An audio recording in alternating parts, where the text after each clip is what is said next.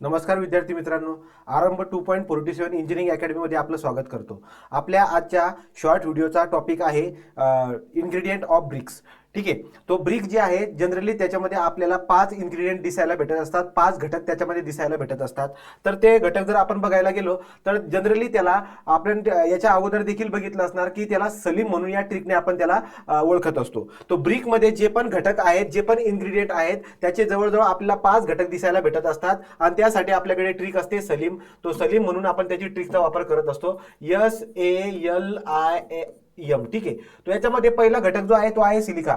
50 ते 60% हा सिलिका जो असतो आपल्या ब्रिकमध्ये दिसायला भेटत असतो। सिलिका जर का समजा सिलिका जर का विटामध्ये असणार तर ते ब्रिकमध्ये असल्यामुळे जी पण ब्रिकला शेप आणि साईज येत असते ती या सिलिकामुळे येत असते।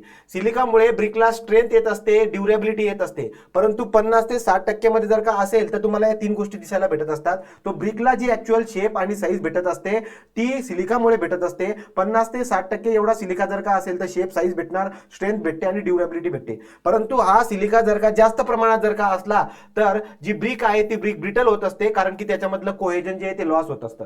तो सिलिकाचं प्रमाण जर का जास्त असेल तर मॉलिक्युलर अट्रॅक्शन आतलं जे आहे ते कमी होऊन जात असतं, पार्टिकल जास्त मोकळे राहून जात असतात आणि ही जी वीट आहे ही खडूसारखी तुटून जाते। याचा अर्थ ब्रिटल फेल्युअर दिसायला भेटत असतं। तो पहिला घटक जो आहे तो झाला सिलिका।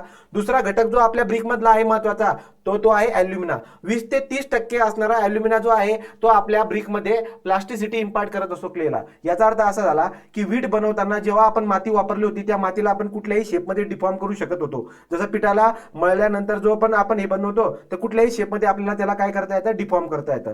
तर अल्युमिनामध्ये जी माती आहे त्या मातीमध्ये जर का 20 ते 30% एवढा अल्युमिना असेल तर त्या मातीला आपण कुठल्याही शेपमध्ये डिफॉर्म करू शकतो। तर ते कशामुळे पॉसिबल आहे, अल्युमिनामुळे।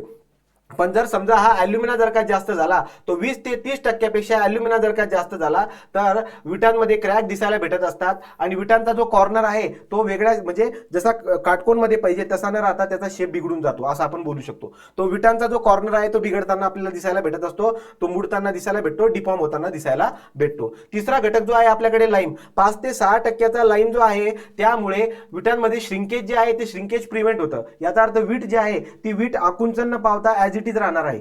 ठीक आहे, तो ऍज इट इज राहणार, याचा अर्थ श्रिंकेज जे आहे त्याला प्रिव्हेंट करतं। तो कोण, लाईम जे आहे 5 ते 6% जो लाईम आहे तो श्रिंकेजला प्रिव्हेंट करतो, विटाला श्रिंक होऊ देत नाही। जर लाईमचं प्रमाण जर का जास्त झालं तर त्यामुळे वीट जे आहे जाळताना ती मेल्ट होते आणि त्यामुळे त्याचा शेप जो आहे तो शेप खराब होऊन जातो, लूज होतो। ठीक आहे, तो जास्त प्रमाणामध्ये जर का लाईम असेल तर 5 ते 6% पेक्षा जास्त लाईम जो आहे त्यामुळे वीट जे आहे ती मेल्ट होते आणि त्याचा शेप बिघडतो। 4 नंबरवरती आयर्न ऑक्साईड आहे। 7% पेक्षा कमी प्रमाणात असणारा आयर्न ऑक्साईड जो आहे तो विटाला लाल कलर देत असतो।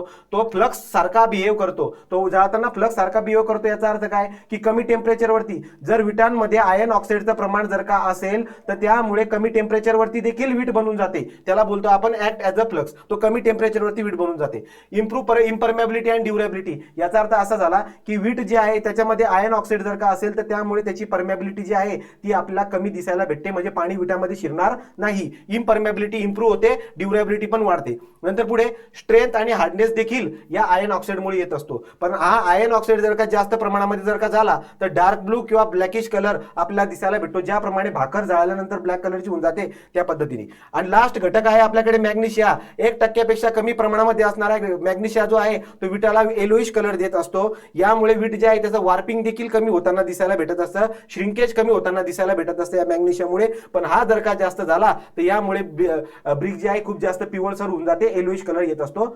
इथं थांबूया, थँक्यू।